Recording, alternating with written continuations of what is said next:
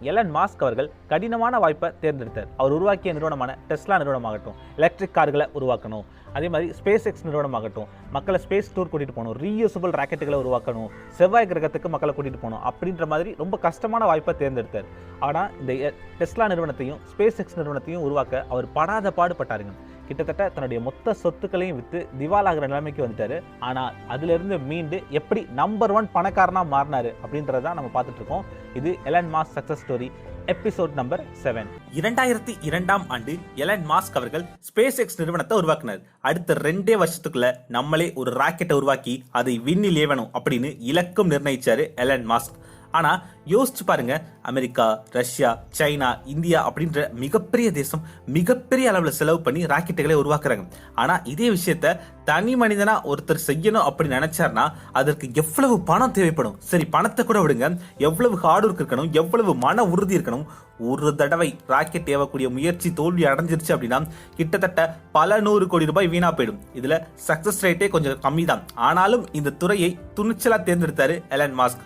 ஆரம்பத்துல நம்மளே ராக்கெட்டுகளை தயாரிக்க வேணாம், ரஷ்யா கிட்ட இருந்து ராக்கெட்டுகளை வாங்கிக்கலாம் அப்படின்னு தான் நினைச்சாரு எலன் மாஸ்க். ஆனா இந்த ரஷ்யா காரணங்க அவரை நடத்திய விதம், அப்புறம் அந்த ராக்கெட்டுகளுக்கு ரஷ்யா காரணங்க சொன்ன விலை, இதெல்லாம் யோசிச்சுதான் நம்மளே ராக்கெட்டை தயாரிக்கணும் அப்படின்னு முடிவெடுத்துட்டாரு எலன் மாஸ்க். யோசிச்சு பாருங்க, இப்ப நீங்க ஸ்ட்ராபெரி சாப்பிடணும்னு ஆசைப்படுறீங்க. அப்போ ஒரு விவசாயி கிட்ட போயிட்டு ஸ்ட்ராபெரி எவ்வளோ அப்படின்னு கேக்குறீங்க. அவரு ஒரே ஒரு ஸ்ட்ராபெரி 5 லட்சம் ரூபான்னு சொல்றாரு. என்னது, ஒரு ஸ்ட்ராபெரி 5 லட்சம் ரூபாயா? உள்ள காசு சொல்றாரு. இந்த காசுக்கு நானே ஒரு நிலத்தை வாங்கி அதை உழுது அதுல ஸ்ட்ராபெரியை பயிரிட்டு அது விளைஞ்ச பிறகு சாப்பிட்டேன் அப்படின்னா இதை விட கம்மியான விலையில என்னால அதை உருவாக்கவும் முடியும், நிறைய பேருக்கு அதை சேல் பண்ணவும் முடியும்.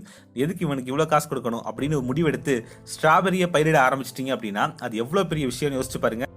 அதைத்தான் எலன் மாஸ்க் பண்ணணும்னு நினைச்சாரு. சரி, நம்ம கிட்ட நிறைய காசு இருந்துச்சுன்னா இந்த முயற்சி பண்ணலாம். ஆனா ஸ்ட்ராபெரியை எப்படி உருவாக்கணும் அப்படின்ற அந்த விவசாய நுணுக்கங்கள்ல நமக்கு தெரிஞ்சிருக்கணும்ல. அது எவ்வளவு கஷ்டமான வேலை.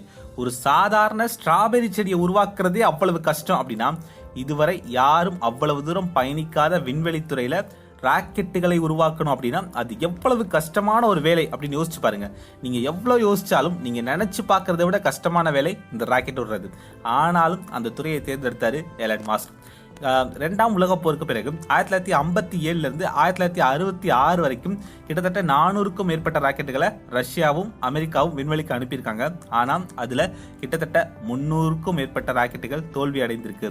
வெறும் 100 ராக்கெட்டுகள் மட்டும்தான் சக்சஸ் ஆச்சு. அப்போ இதுல சக்சஸ் ரேட்டு ரொம்ப ரொம்ப கம்மி. இருந்தாலும் நான் இதைத்தான் பண்ணுவேன், இதுதான் என்னுடைய இலக்கு, நான் இதை தான் அச்சீவ் பண்ண போறேன் அப்படின்னு உறுதியா இருந்தாரு எலன் மாஸ்க் அவர்கள். எலன் மாஸ்க் அவர்கள் இந்த ஸ்பேஸ் எக்ஸ் நிறுவனத்தை உருவாக்கியதும் முதல்ல யாரை வேலைக்கு எடுத்தாரு தெரியுமா? Tom Miller. இவர் யாரு அப்படின்னா சின்ன சின்ன ராக்கெட்டுகளை தயார் செஞ்சு அதை வானத்துல ஏவுறதுல ரொம்ப ரொம்ப திறமையான ஆளு. அதுவும் ரொம்ப ரொம்ப கம்மியான செலவுலயே இதை பண்ணிடுவாருங்க. அதாவது ஒரு சின்ன ராக்கெட்டை வானத்துல ஏவுறதுக்கு ஒரு 1 கோடி ரூபாய் செலவாகும் அப்படின்னா அதை 10 லட்சம் ரூபாயில பண்ணி முடிச்சிருவாராம். அந்த அளவுக்கு பயங்கரமான மூலக்காரரு டாம் மில்லர். இவர் தான் ஸ்பேஸ் எக்ஸ் நிறுவனத்தினுடைய மூளையாக செயல்பட்டவர். இவரை பார்த்த பிறகுதான் நம்ம ஸ்பேஸ் எக்ஸ் நிறுவனத்தின் மூலமா இன்னும் 2 வருஷத்துல ஒரு ராக்கெட்டை கண்டிப்பா ஏவிடலாம் அப்படின்ற நம்பிக்கை எலன் மாஸ்க்கு வந்துச்சான். அதே மாதிரி ஆரம்ப காலகட்டத்தில் ஸ்பேஸ் எக்ஸ் நிறுவனத்திற்கு வேலைக்கு ஆள் எடுக்கும்போது எலன் மாஸ்க் அவர்களே நேரடியாவே நிறைய பேரை இன்டர்வியூ பண்ணுவாராம். அதுவும் மிகப்பெரிய விஞ்ஞானிகள், நாசா துறையில இருந்தவங்க அப்படின்னு மட்டும் கூட்டு சேர்க்காம இளம் விஞ்ஞானிகளை கண்டறிந்து தன்னுடைய நிறுவனத்துல சேர்த்துக்கிட்டாராம். அமெரிக்காவில் இருக்கக்கூடிய மிகப்பெரிய கல்லூரிகளில் படித்துக் கொண்டிருக்கக்கூடிய மாணவர்கள் ஏதாவது ப்ராஜெக்ட் பண்ணிருக்காங்க அப்படின்னு பாப்பாரு. அவங்களுக்கு எவ்வளவு நாலேஜ் இருக்கு அப்படின்னு தெரிஞ்சுக்க அவரே திடீர்னு அவங்களுக்கு போன் பண்ணுவார். இந்த மாதிரி நான் எலன் மாஸ்க் ஸ்பேஸ் எக்ஸ்னு விண்வெளி சம்பந்தமான ஒரு நிறுவனத்தை உருவாக்கி இருக்கேன், இப்போ உங்ககிட்ட சில கேள்விகளை கேட்பேன், அதற்கு நீங்க சரியா பதில் சொன்னீங்கன்னா இத்தனை டாலர் சம்பளத்துல உங்களுக்கு வேலை உறுதி, சாப்பாடு, தங்குற இடம் எல்லாமே இலவசம், என்ன இன்டர்வியூ ஆரம்பிக்கலாமா அப்படின்னு கேட்பாரு. டக்குன்னு வேலைக்கும் எடுத்துடுவாரு. இப்படித்தான் எலன் மாஸ்க் ஆரம்பத்துல நிறைய பேரை வேலைக்கு எடுத்துட்டு இருந்தாரு. ஆரம்ப காலகட்டத்தில் ராக்கெட் என்ஜின்களை உருவாக்குவதில் நிறைய சிரமம் இருந்துச்சு. ஆனா ஸ்பேஸ் எக்ஸ் நிறுவனத்தின் ஊழியர்கள் பல தடைகளை தாண்டி ராக்கெட் என்ஜின்களை உருவாக்குனாங்க. ஆனா அவங்க எதிர்பார்த்த மாதிரி 2 வருஷத்துக்குள்ள இதை உருவாக்க முடியல. கிட்டத்தட்ட 3 வருஷம் ஆயிடுச்சு. 2005ஆம் ஆண்டு ஏப்ரல் மாதம் அந்த ராக்கெட்டுகளை விண்வெளியில ஏவ தயாரா இருந்தாங்க. சரி, அப்படி 3 வருஷம் கழிச்சு உருவாக்குன அந்த ராக்கெட்டுகளை சக்சஸ்ஃபுல்லா விண்வெளியில ஏவிட்டாங்களா அப்படின்னு கேட்டா அதுதான் இல்லை. நம்ம நினைச்ச மாதிரி நினைச்ச இடத்துல இருந்து ராக்கெட்டுகளை விண்ணில் ஏவ முடியுமா? சரியான விமானப்படை ஏவுதளத்துல இருந்து தான் ராக்கெட்டுகளை விண்ணில் ஏவ முடியும். இதற்காக கலிபோர்னியால இருக்கக்கூடிய வாண்டன்பெர்க் விமான நிலையத்திலிருந்து தான் ராக்கெட்டுகளை விண்ணில் ஏவலாம் அப்படின்னு அனுமதி கேட்டாங்க. அந்த விமானப்படை தளமும் அனுமதி கொடுத்துருச்சு. பொதுவா இந்த இடத்துல இருந்து தான் அமெரிக்கா தன்னுடைய சேட்டிலைட்டுகளை விண்ணில் ஏவுவாங்க. அமெரிக்கா உளவு செயற்கைக்கோளை ஏவுவதற்கு லாக்ஹீட் அப்படின்ற நிறுவனமும் போயிங் நிறுவனமும் உதவுவாங்க. அவங்க இந்த மாதிரி ராக்கெட் தயாரிப்பதற்கான சின்ன சின்ன ஸ்பேர் பார்ட்ஸ் எல்லாம் வந்து தயாரிச்சு விற்பனை பண்ணிட்டு இருந்தாங்க. அதன் மூலம் அந்த நிறுவனங்களுக்கும் நல்ல லாபம். இந்த போயிங் நிறுவனமும் லாக்ஹீட் நிறுவனமும் ஸ்பேஸ் எக்ஸ் மாதிரியே தனியா ராக்கெட்டுகளை விண்ணில் ஏவக்கூடிய சோதனை முயற்சிகளையும் செஞ்சுக்கிட்டு இருந்தாங்க. ஆனா அவங்களோட ராக்கெட் இன்னும் தயாராகல. ஆனா ஸ்பேஸ் எக்ஸ் நிறுவனம் அதுக்குள்ள ராக்கெட்டுகளை தயாரிச்சு அதை சோதனை பண்றதுக்கு தயாரா இருந்தாங்க. அமெரிக்க அரசாங்கத்துக்கிட்ட அனுமதியும் வாங்கிட்டாங்க. இப்போ சோதனை பண்றதுக்காக காத்திருக்காங்க. இந்த ஸ்பேஸ் எக்ஸ் நிறுவனம் இந்த மாதிரி ராக்கெட்டுகளை விண்ணில் ஏவக்கூடிய முயற்சியில வெற்றி அடைஞ்சிட்டாங்க அப்படின்னா நம்முடைய வியாபாரம் பாதிக்கப்படும். அமெரிக்க அரசாங்கமும் நாசாவும் ஸ்பேஸ் எக்ஸ் நிறுவனத்துக்கு அந்த வியாபாரத்தை கொடுப்பாங்க. அதனால ஸ்பேஸ் எக்ஸ் நிறுவனம் இதுல தோல்வி அடையணும் அப்படின்னு அவங்க நினைச்சாங்க. அதற்காக காய்களை நகர்த்த ஆரம்பிச்சாங்க. இந்த லாக்ஹீட் நிறுவனமும் போயிங் நிறுவனமும் ஒன்னா சேர்ந்து என்ன சொன்னாங்கன்னா, நாங்க முதல்லயே எங்களுடைய ராக்கெட்டுகளை இந்த விமானப்படை ஏவுதளத்திலிருந்து விண்ணில் ஏவணும் அப்படின்னு முயற்சி எடுத்துக்கிட்டு இருக்கோம்.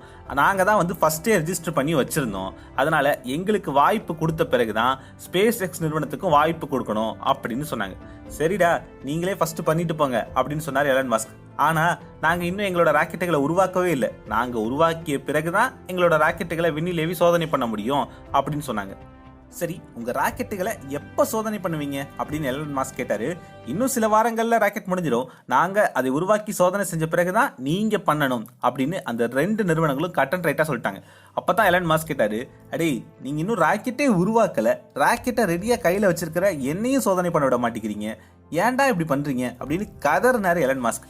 இப்படியே சில வாரங்கள் காத்திருந்தாரு. 2005 ஏப்ரல் மாசம் அந்த விமானப்படை ஏவுதளத்திலிருந்து தன்னுடைய முதல் ராக்கெட்டை ஏவுவதற்கு காத்திருந்தார் எலன் மாஸ்க். ஆனாலும் மே மாசம் ஆச்சு, ஜூன் ஆச்சு, ஜூலை ஆச்சு, ஆகஸ்ட் ஆச்சு, டிலே ஆயிட்டே இருந்தது. அனுமதியே கிடைக்கல. எங்க ஸ்பேஸ் எக்ஸ் நிறுவனம் நமக்கு போட்டியா வந்துடுமோ அப்படின்னு லாக்ஹீட் நிறுவனமும் போயிங் நிறுவனமும் சோதனை பண்ண விடாம டிலே பண்ணிக்கிட்டே இருந்தாங்க. இதனால கடுப்பாயிட்டார் எலன் மாஸ்க். எலன் மாஸ்க் அவர்கள் இந்த மாதிரி சின்ன சின்ன பிரச்சனைகளுக்கெல்லாம் அஞ்சக்கூடிய ஆளா என்ன? என்னால ஒரு ராக்கெட்டையே உருவாக்க முடியும் அப்படின்னா அப்போ அந்த ராக்கெட்டை விண்ணில் ஏவுவதற்கான ஏவுதளத்தை என்னால உருவாக்க முடியாதா? போங்கடா நீங்களும் உங்களுடைய ராக்கெட் ஏவுதளமும், நானே சொந்தமா ஏவுதளத்தை உருவாக்கிக்கிறேன்டா அப்படின்னு கிளம்பிட்டாரு எலன் மாஸ்க். இதன் பிறகு ஆகஸ்ட் மாதம் இறுதியில இந்த மாதிரி ராக்கெட்டுகளை விண்வெளியில ஏவுவதற்கு எது சரியான இடம்னு அமெரிக்கா முழுக்க தேட ஆரம்பிச்சாங்க. அப்பதான் குவாஜலின் தீவுகள் அப்படின்ற ஒரு இடத்தை கண்டுபிடிச்சாங்க. இந்த தீவுல இருந்து ராக்கெட்டுகளை விண்வெளியில ஏவ முடியும் அப்படின்னு அங்க ஒரு ராக்கெட் ஏவுதளத்தை உருவாக்குவதற்கு ஏற்பாடுகளை செஞ்சாங்க. அந்த தீவை மொத்தமா விலைக்கு வாங்கி அங்க ஒரு ராக்கெட் ஏவுதளத்தை உருவாக்க சோதனை முயற்சிகள் செஞ்சுட்டு இருந்தாங்க. கிட்டத்தட்ட 2 மாசத்துல ஒரு ராக்கெட் ஏவுதளத்தை உருவாக்கிட்டாங்க. இதைத் தொடர்ந்து 2005 நவம்பர் மாதம் 26 ஸ்பேஸ் எக்ஸ் நிறுவனத்தினுடைய முதல் ராக்கெட் சோதனை செய்யப்பட்டுச்சு. அந்த ராக்கெட் அப்படியே தீ ஜுவாலைகள் பறக்க அப்படியே விண்ணில் பறந்தது. எலன் மாஸ்க்கு ஒரே சந்தோஷம். ஆனால் அது பறந்த சில நொடிகள்லயே அப்படியே வானத்திலே வெடிச்சு சிதறிச்சுங்க. எலன் மாஸ்க்கு என்ன நடக்குதுன்னே புரியல. என்ன காரணம் அப்படின்னு கேட்டாரு. அந்த எரிபொருள் நிரப்பக்கூடிய ஒரு வால்வை சரியா க்ளோஸ் பண்ணலையா. அந்த வால்வு சரியா க்ளோஸ் பண்ணாத காரணத்தினால முதல் முயற்சி தோல்வி அடைஞ்சிருச்சு அப்படின்னு கண்டுபிடிச்சாங்க. இதனால மிகப்பெரிய இழப்பு எலன் மாஸ்க்கு. ஆனா எலன் மாஸ்க் அவர்கள் தோல்வி சகஜம்தான், நீங்க யாரும் சோர்ந்து போக வேணாம், மறுபடியும் முயற்சி செய்யுங்க அப்படின்னு பொறுமையா சொல்லிட்டு போயிட்டார். இதைத் தொடர்ந்து திரும்ப சரியா 4 மாசம் கழிச்சு மறுபடியும் 2006 மார்ச் மாதம் 24 2வது முயற்சி மேற்கொண்டாங்க. இந்த முறையும் அந்த ராக்கெட் விண்ணில் பறந்த சில நொடிகள்லயே வெடிச்சு சிதறிச்சுங்க. 2வது முயற்சியும் தோல்வியில முடிந்தது. இந்த முறையும் எலன் மாஸ்க் பெருசா கோவப்படல. சரி, மறுபடியும் 3வது தடவை முயற்சி பண்ணுங்க அப்படின்னு சொல்லிட்டு போயிட்டாரு. சரியா 1 வருஷம் டைம் எடுத்துக்கிட்டாங்க. கிட்டத்தட்ட 12 மாதங்கள் டைம் எடுத்துக்கிட்டு எதுவுமே தப்பா நடக்கக்கூடாது அப்படின்னு சொல்லிட்டு விரித்தனமா வேலை பார்த்தாங்க. பல முறை செக் பண்ணாங்க. இந்த முறை மிஸ் ஆகவே கூடாது அப்படின்னு ராப்பகலா ஒர்க் பண்ணாங்க. 2வது முயற்சி தோல்வி அடைந்து சரியா 1 வருஷம் கழிச்சு 2007 மார்ச் மாதம் 15 3வது முயற்சியா ஸ்பேஸ் எக்ஸ் நிறுவனத்தினுடைய ராக்கெட் விண்ணில் பறந்தது. ஆனால் இந்த முறையும் அந்த ராக்கெட் வெடிச்சு சிதறிடுச்சுங்க. எலன் மாஸ்க்கு என்ன பண்றதுன்னே தெரியல, அப்படியே சோர்ந்து போய் உட்காந்துட்டாரு. யோசிச்சு பாருங்க, உங்ககிட்ட இருக்கக்கூடிய பணத்தை எல்லாம் ஒரு காருக்குள்ள வச்சு அதை இன்னொரு இடத்துக்கு அனுப்புறீங்க. ஆனா போற வழியிலேயே அந்த கார் அப்படியே வெடிச்சு சிதறிடுச்சு, அது உங்க கண்ணு முன்னாடியே வெடிச்சு சிதறிச்சு அப்படின்னா எப்படி இருக்கும்? அந்த மாதிரிதான் அவருடைய அத்தனை பணமும் கருகி போச்சுன்னே சொல்லலாம். அவருடைய 3 முயற்சிகளும் தோல்வி, கிட்டத்தட்ட மிகப்பெரிய நஷ்டம். அவரை நம்பி ஸ்பேஸ் எக்ஸ் நிறுவனத்தில் இன்வெஸ்ட் பண்ண இன்வெஸ்டர்ஸும் கேள்வி கேட்க ஆரம்பிச்சிட்டாங்க. இப்ப என்ன பிரச்சனைனா, அடுத்ததா 4வது ஒரு முறை ராக்கெட்டுகளை ஏவலாம். ஆனா 4வது முறை மறுபடியும் ராக்கெட்டுகளை தயார் செய்ய நிறுவனத்துக்கிட்ட போதுமான அளவு பணம் இல்லைங்க. அவருடைய அத்தனை பணமுமே செலவாயிருந்தது. அடுத்து என்ன பண்றதுன்னே அவருக்கு புரியல.